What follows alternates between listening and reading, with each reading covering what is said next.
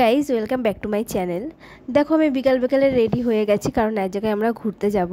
আমিও রেডি হয়ে গেছি, সাথে আমার যা যাবে, আমার ছোটো যা, সেও রেডি হয়ে গেছে, রেডি হয়ে চলেও এসেছে। আর আমার সাথে যাবে আমার ছেলে।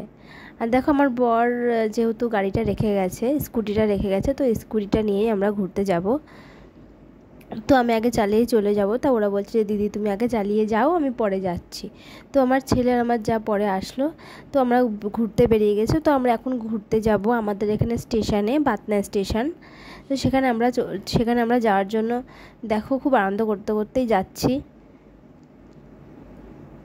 আর আমি এক হাত দিয়ে গাড়ি চালাচ্ছি বলে আমার যা বলছে দিদি ভয় লাগছে, তুমি দুই হাত দিয়েই চালাও। আর সামনে দেখো গরু রয়েছে, ও তো ভয় পাচ্ছে, কারণ ও আমার গাড়িতে খুব কমই ওঠে। ও বলে যে দিদি ভালো পারে না। আমি বললাম যে দেখো তুমি আমাদেরকে দেখাও। তো আমাদেরকে দেখালো, আমরা চলে এসেছি। দেখো আমার ছেলে দেখো এই হাতে পুতুলটা বাড়ির থেকে নিয়ে এসেছে, ও বলছে আমি এই পুতুলটা নিয়েই যাব। আর এই পুতুলটা পেয়েছিলাম একটা রেস্টুরেন্ট থেকে, ওকে দিয়েছিল, গিফট করেছিল। কই দেখো আমরা স্টেশনে চলে এসেছি, এখন গেট পড়েছে, যেহেতু একটা ট্রেন ঢুকবে। তো আমি আমার যাকে বললাম চলো ওভারব্রিজে যাই। তো ওভারব্রিজে আমরা চলেও গেছি, গিয়ে ওখানে একটু আনন্দ করলাম, একটু ফটো তুললাম, একটু রিলস বানালাম। দেখো এখন একটা ট্রেন ঢুকবে।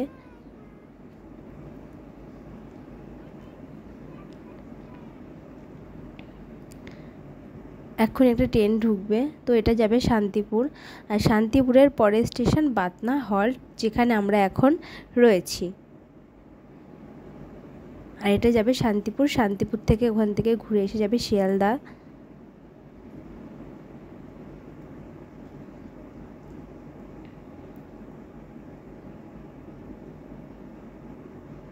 ট্রেনটা যাওয়ার মাত্রই দেখো হনুমানগুলো দেখো কেমন লাফালাফি করে আসছে। তো আমার যা ভয় পাচ্ছে, বলছে দিদি আমার আমার ভয় লাগছে, আমি নিচে যাব।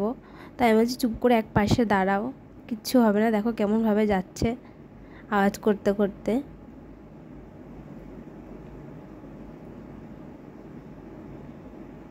আমার বাবু ভয় পাচ্ছে, আমাকে জড়িয়ে ধরে রয়েছে।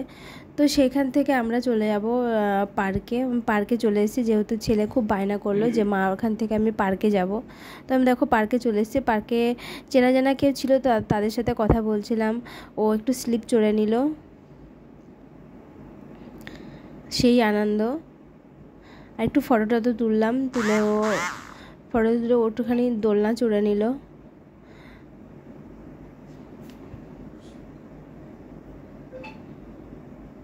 অনেকক্ষণ দাঁড়িয়ে থাকার পর দোলনাটা পেয়েছে, যেহেতু অনেক বাচ্চা কাচ্চা ছিল, সেখানে অনেক চলছিল। তো ওখানে বাইরে এসে এখানে একটা ফুচকার দোকান ছিল, সেখান থেকে আমরা ফুচকা খেয়ে নিলাম।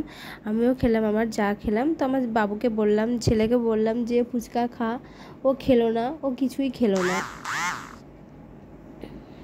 ফুচকাটা খুব টেস্টি ছিল, আমি গেলে ওখান থেকেই ফুচকাটা খাই, খুব সুন্দর করে।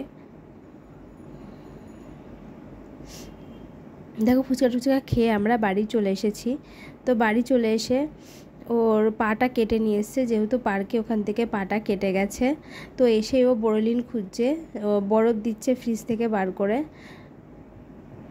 অনেকটাই কেটে গেছে, আমি প্রথমে বুঝতে পারিনি, কিন্তু পরে দাগ হয়ে গেছে, হাঁটুটা দাগ হওয়ার পরে ওই যে প্যান্টটাও গুটিয়ে রেখেছে। তো নেক্সট ভিডিও নিয়ে আবার দেখা হবে, টাটা।